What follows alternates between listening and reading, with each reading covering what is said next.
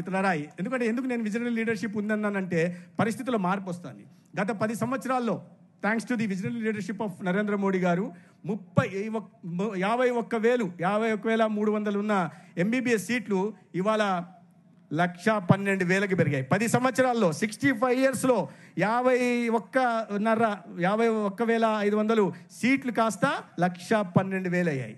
31,126 PG సీట్లు కాస్త 72,200 అయ్యాయి. అంటే 133% హైక్.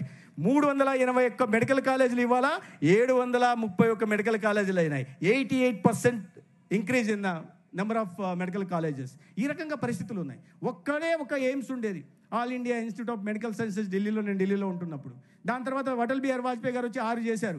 6 కాస్త 7 అయినాయి. తర్వాత ఏమీ లేవు. మళ్ళీ నరేంద్ర మోడీ గారు వచ్చిన తర్వాత 7 all India institute of medical sciences ఇవాళ దేశంలో 22 అయ్యాయి. అంటే హెల్త్ మీద ఎంత ఫోకస్ చేస్తున్నారనే విషయాన్ని అర్థం చేసుకోవాల్సి ఉంది. ఇవాళ ఆయుష్మాన్ భారత్ కారణంగా 55 కోట్ల మందికి 5 లక్షల దాకా ఉచితంగా వైద్య సాయం అందించే ప్రయత్నం చేస్తున్నారు. మిత్రులారా, ఇటీవల ఎకనామిక్ సర్వే, మన బడ్జెట్ సందర్భంగా ఎకనామిక్ సర్వే మీరు చూస్తే ఈ 10 సంవత్సరాల్లో వచ్చిన మార్పును ఎకనామిక్ సర్వే ప్రత్యేకంగా ప్రస్తావించింది. మరీ ప్రత్యేకంగా 22-23 సంవత్సరంలో ఆర్థిక సంవత్సరంలో 9,05,000 కోట్లు కేంద్ర ప్రభుత్వం రాష్ట్ర ప్రభుత్వాలు కలిపి ఆరోగ్య రంగం మీద ఖర్చు పెట్టాయనే విషయాన్ని చెప్పినది. 3.8% ఆఫ్ ది జీడిపి. నేను ఎప్పుడే చెప్పా, గతంలో 1% of GDP use to be spend on the health care. Now it has increase, gone up and it will go up in the days to come.